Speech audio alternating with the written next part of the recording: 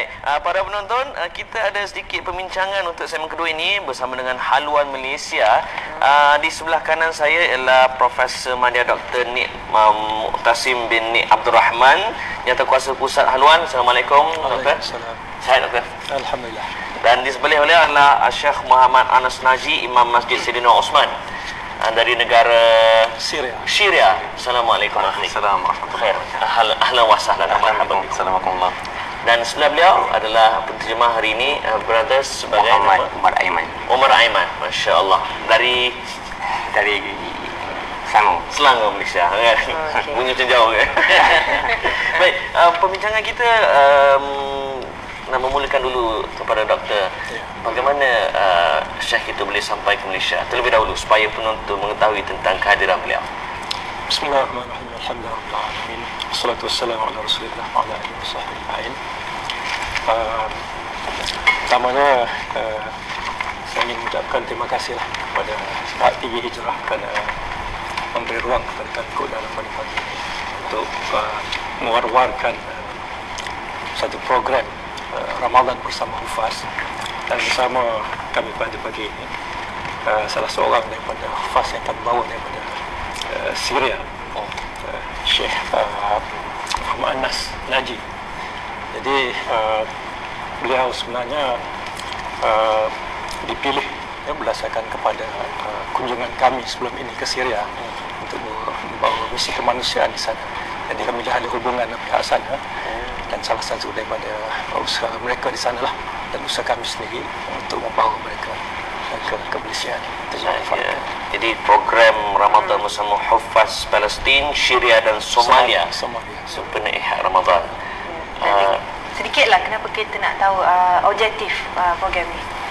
Objektif program ini di antaranya ialah dari segi umumnya kita nak meningkatkan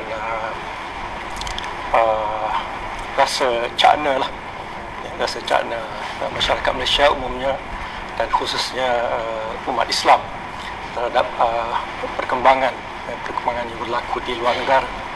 Jadi bukan sekadar di negara kita sahaja, tapi di luar negara, terutamanya di negara-negara yang di mana umat Islam menghadapi musibah.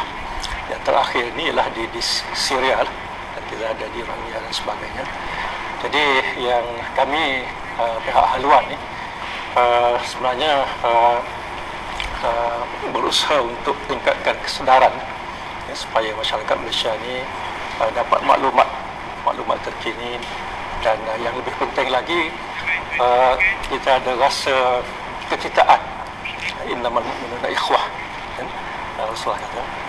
Jadi rasa kecintaan, dalam bahasa Inggerisnya mungkin kita nak promote we attitude, bukan I attitude di kalangan masyarakat ni, supaya apa yang berlaku di tempat-tempat lain kita turut merasai bersama musibah yang berlaku di sana, kerana mereka juga adalah saudara kita, keperluan mereka untuk dibantu dan sebagainya.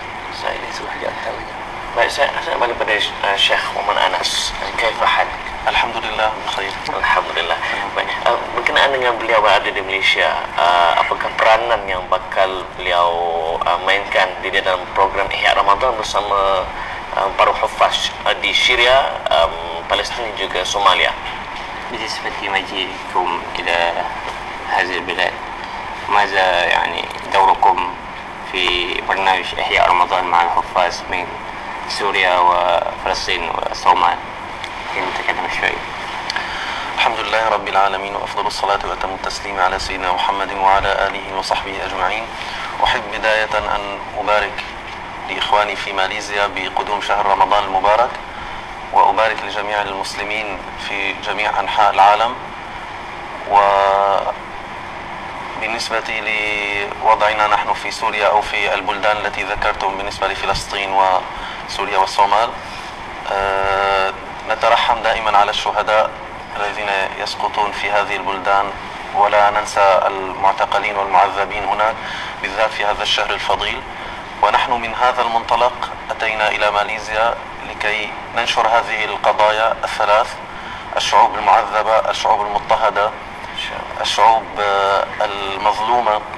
فلذلك من واجبنا نحن كما ذكر أخي الدكتور أنه إنما المؤمنون إخوة، ومثل المسلمين كما قال النبي صلى الله عليه وسلم مثل المسلمين في توادهم وتراحمهم وتعاطفهم كمثل الجسد الواحد إذا اشتكى منه عضو تداعى له سائر الجسد بالسهر والحمى. فإذا اشتكى مسلم في سوريا فهذا ليس شأنه فقط سوريا، شأن ماليزيا أيضا. نعم. وإذا اشتكى مسلم في الصومال لا يجد الطعام وجب على من في مصر أن يساعده، وهكذا المسلمون كلهم كالوحدة المترابطة. وهذا البرنامج المبارك الذي أعده الإخوة ينطلق من هذا المنطلق، من منطلق أن المسلمين يجب أن يكونوا يدا واحدة في السراء وفي الضراء. نحن كالجسد الواحد. إن شاء الله. إن شاء الله. Dan tentang program ini, sebelum kita bercerita lebih lanjut tentang program ini, Syria, Ramadan di Syria, adakah keadaan semakin kritikal untuk umat Islam berpuasa dan beriftar di sana? كيف كان الأحوال في سوريا في رمضان خاصة؟ هل يكون أخطر أو يعني أصعب؟ نعم. أنا تكلمت في إحدى المحاضرات في إحدى المساجد في مسجد الجامعة الإسلامية أنه من فضل الله عز وجل نأتي إلى ماليزيا نشاهد الناس يدخلون إلى المساجد بكل أمان وبكل اطمئنان، والله تعالى أنعم عليهم بأن جمعهم في هذا المسجد وفي هذه الليالي المباركة وبلغهم رمضان.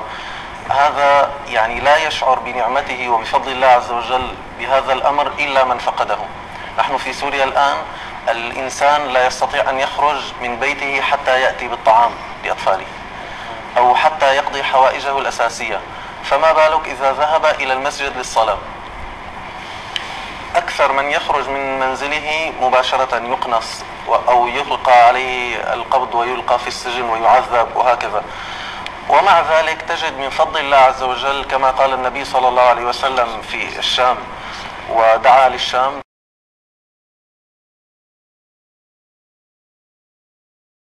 المسلمين في سوريا يعلمون أنه لا يمكن أن ينتصروا وأن يتخلصوا من الظلم الذي وقع عليهم إلا بالتجائهم إلى الله عز وجل. فهذا من فضل الله عز وجل. هذا يمكن من أقسى وأصعب أيام رمضان التي مرت على الشعب السوري، لكن مع ذلك نجد فيها اللطف من الله عز وجل ونجد فيها الرحمات تتنزل في هذا الشهر الفضيل في سوريا والحمد لله. Ya, apa yang disebutkan oleh beliau masa mula-mula tadi bahawa di Malaysia, di Somalia, di Palestin, di Syria, apa yang berlaku kita seumpama satu badan. Di mana kalau Syria sakit, Malaysia pun sakit. Kalau Somalia sakit, Malaysia pun rasa sakit. Kalau Palestin sakit, Somalia semua kita seumpama satu badan. Dan ulasan yang kedua, kita minta penterjemah ceritakan. InsyaAllah saya menceritakan bahawa kalau kita di Malaysia ini, kita mendapati siapa-siapa yang keluar ke masjid itu dalam keadaan yang penuh keamanan, jadi dengan penuh rasa tenang pergi menunaikan kewajipan-kewajipan kita dalam Ramadan ini. Tetapi dia kata hanya orang yang tidak merasai nikmat aman ini saja yang akan dapat rasa nikmat aman ini sebagai satu nikmat. Yang mana kami di Syria nak keluar untuk mencari keperluan-keperluan asasi kami pun kami diancam nyawa, diancam dengan sniper dan kemungkinan ditangkap. Jadi keluar dari rumah ini kita menjadi target bergerak, menjadi sasaran bergerak yang mungkin ditangkap, mungkin diseksa dalam penjara dan sebagainya. Tetapi bagaimanapun keadaan yang menekan, kami mendapati bahawa masjid-masjid di Syria masih tetap penuh dengan salat tarawih dan juga kewajipan-kewajipan yang lain. Kerana kami yakin dengan sebenar-benar keyakinan bahawa tidak akan ada jalan keluar melainkan kita beriltijak kepada Allah Subhanahu Wa Taala. Masya-Allah. Tu Irma, walaupun nyawa mereka diancam, pergi juga sembahyang tarawih. Kita sedar-sedar kalau diri kita yang tengah aman damai ni punya liat nak pergi sembahyang tarawih, nak pergi tarawih, solat fardu tu pun malas gila kan. Sabar apa kita semua. Okey, jadi kita dengar keadaan di sana dan kita tahu program ni dijalankan. Jadi untuk minggu pertama bulan Ramadan ni, apa aktiviti utama yang tengah giat kita usahakan? Alhamdulillah, aktiviti utama yang kita sedang giat usahakan ialah untuk mendapatkan masjid-masjid supaya menerima syekh-syekh hufaz untuk menjadi imam salat tarawih. Yang setakat ni yang dah ada? Kita dah di semua negeri lah.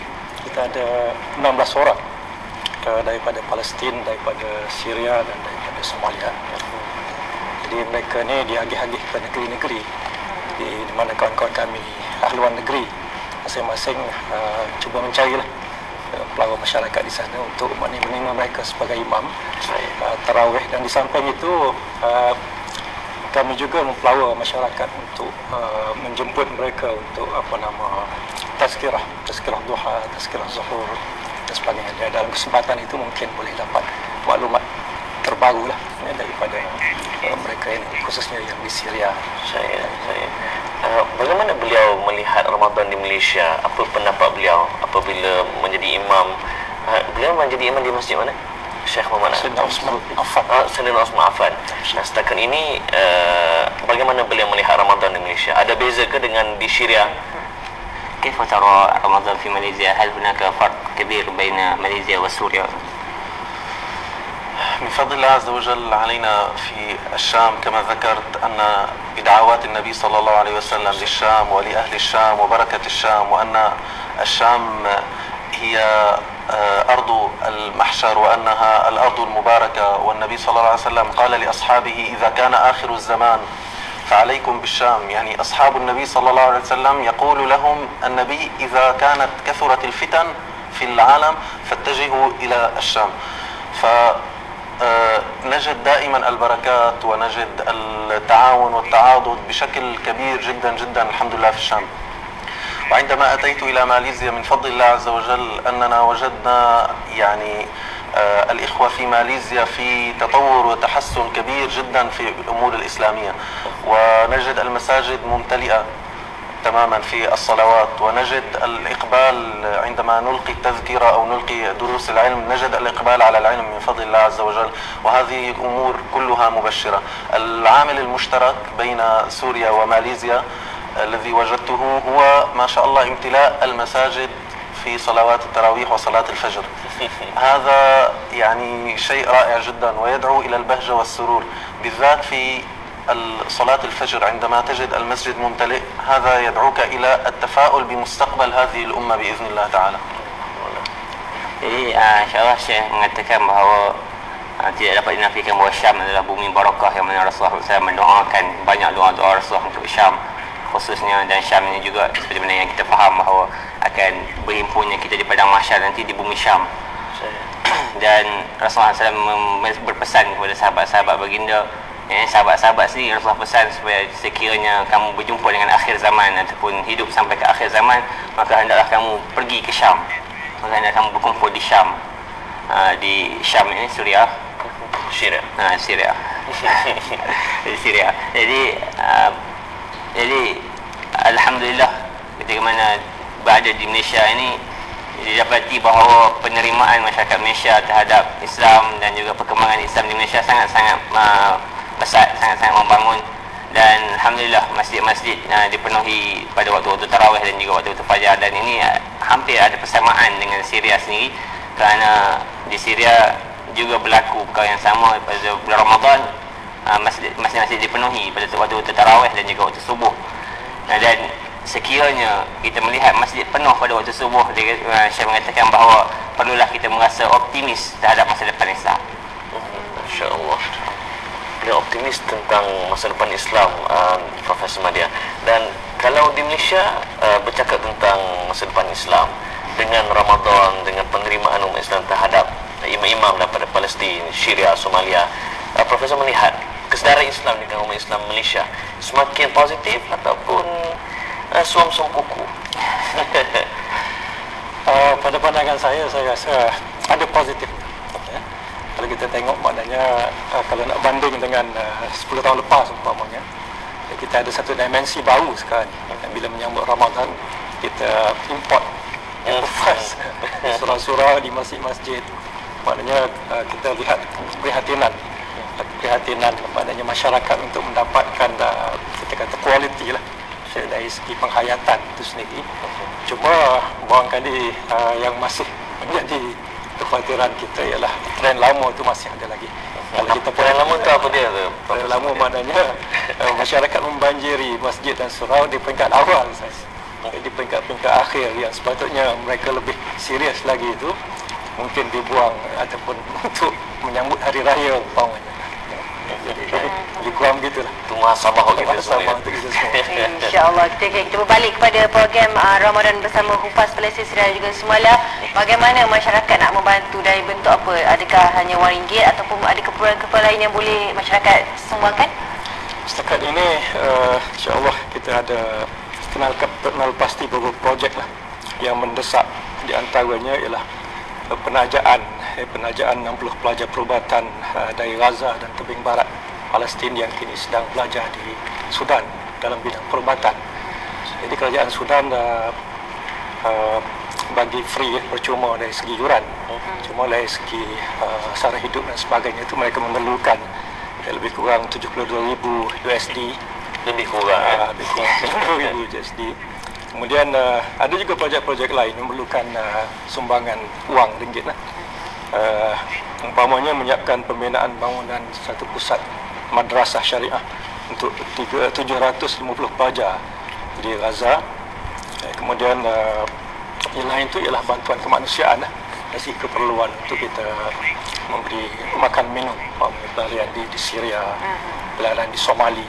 Di Somali sebenarnya dia ada satu kamp pelarian yang terbesar di dunia di sempadan Somalia dengan Kenya, di mana terdapat 750,000 pelarian di sana. Ini ramai orang yang tak tahu. Jadi di sini lebih kritikal lagi lah sebenarnya. Ya. Jadi mereka memerlukan bantuan. Bagaimana cara untuk mereka menyumbangkan? Jadi kami ni di haluan ni sebenarnya ingin menyumbang juga lah. Yang kami boleh sumbang ialah sebagai orang tengah. Orang tengah kepada yang kita mengutip dalam program-program ini pun kita akan buat collection lah dalam kutipan, dan duit ini kita akan salurkan kepada tempat-tempat inilah. Ya, itu dari segi bantuan wang ringgit lah. Selain daripada itu mungkin kalau tak dapat bantuan ringgit pun kita mengharapkan doa lah ya, supaya umat Islam selamat. Ya. Melalui daripada akaun terus masuk ke haluan ada ke terus atau akaun. bagaimana? Kita ada nombor akaun ya. Saya. Ya. Tabung Palestin haluan, akaun Bank Islam ya, 14023 ya, 14023 01 003 4292. Kemudian kita ada di Maybank ya, 5644 9020 8528.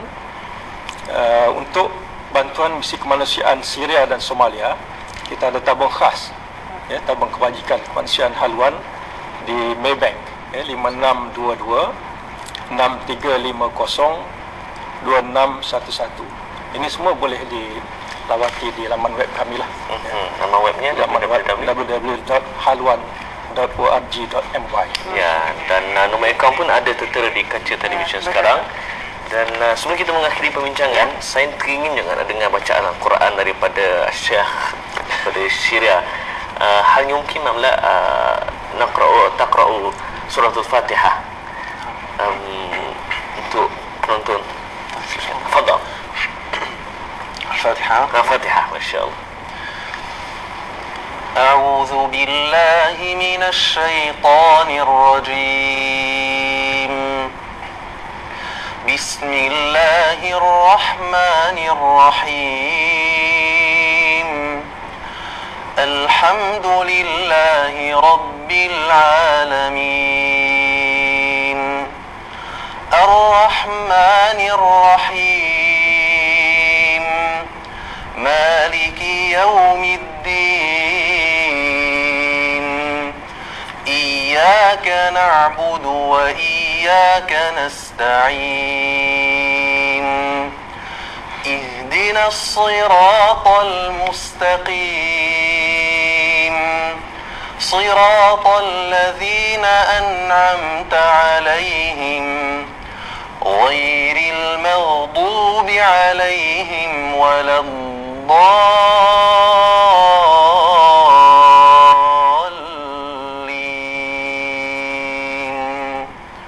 Subhanallah, masya-Allah. Itu dia. Terus nak dengar. Betul. Daripada Syria, masya-Allah. Betul. Dan kita nak dengarlah kata-kata akhir daripada Syekh. Okey. Tadi ada kalimat akhir. نعم، أولا أريد أن أتشكر الشعب في ماليزيا.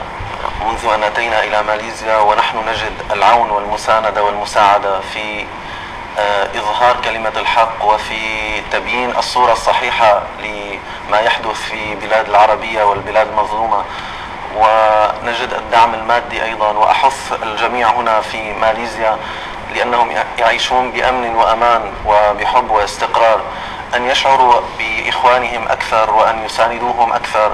فما يحدث الآن في البلاد العربية وأخص الآن بالذات في سوريا أنهم نحن جميع المسلمين هدفنا هو تحرير المسجد الأقصى بإذن الله تعالى، لكن ليعلم الجميع وجميع المسلمين في ماليزيا وخارج ماليزيا أنه لا يمكن أن يتحرر المسجد الأقصى حتى تتحرر دمشق الشام، وطريق تحرير الأقصى يمر من دمشق حتما. فلذلك بإذن الله تعالى أرجو منهم المساندة والمساعدة لجميع الجمعيات الخيرية الموجودة في ماليزيا. ممكن موجود حلوان وموجود مسلم كير وموجود العديد من الجمعيات الأخرى التي ساندت ولا تزال تساند الشعوب المظلومة. وأشكركم هنا في قناة الهجرة على إتاحة هذه الفرصة الجميلة التي تدل على يعني وقوفكم إلى جانب القضايا الإسلامية. وأشكر جميع الشعب الماليزي مرة أخرى وجزاكم الله خيرا. Saya mengucapkan ribuan terima kasih ataupun rasa bersyukurnya kepada rakyat Malaysia kerana semenjak dia datang, dia tidak mendapati melainkan pertolongan, sokongan dan dukungan yang begitu hangat daripada rakyat-rakyat Malaysia di sini. Dan ini menunjukkan bahawa kecanaan rakyat Malaysia terhadap isu yang berlaku di luar sana, dan masyarakat Arab khususnya di Syria sangat-sangat memerlukan sokongan dan juga bantuan daripada kita kerana kita diberi nikmat keamanan, kestabilan dan sebagainya, dan mereka sangat-sangat memerlukan bantuan-bantuan kita daripada material dan juga doa-doa kita yang sangat-sangat diperlukan oleh mereka pada saat ini terutamanya, kerana mereka berada dalam keadaan yang sangat-sangat getir, keadaan yang sangat-sangat susah untuk kita bayangkan. Dan sekali lagi Syekh mengucapkan ribuan terima kasih kepada TV Al-Hijrah. Sebelum itu Syekh mengucapkan bahawa mensarankan supaya rakyat Malaysia memperbanyakkan lagi sumbangan-sumbangan yang telah ada, memperbanyakkan lagi terutamanya dalam disalurkan kepada NGO-NGO seperti Haluan dan Muslim Care dan yang lain-lain. Banyak NGO-NGO yang sebenarnya membantu qadiyah-qadiyah di Timur Tengah ataupun isu-isu di Timur Tengah. Dan sekali lagi saya mengucapkan ribuan terima kasih kepada semua rakyat Malaysia. Ya. Dan buat Syekh, Doktor dan juga Syekh Aiman, syukran li hudurikum insyaallah. Syukran lakum. Jazakumullah khair. Afwan insyaallah. Baik, kita pun dah selesai bincang tentang sambutan Ihya Ramadan bersama dengan para hufaz, bukan dalam Malaysia tapi daripada Syria, Palestin juga Somalia. Betul. Selepas ini kita akan bincang tentang apa, Irma? Selepas ini kita akan bincang tentang zakat. Menarik. Allah kata wa aqimus salat wa atuz zakat warka'u ma'ar rakim. Sebut semayang, Allah sebut juga tentang zakat. Kenapa? Selepas ini jangan ke mana. آمنين محلقين رؤوسكم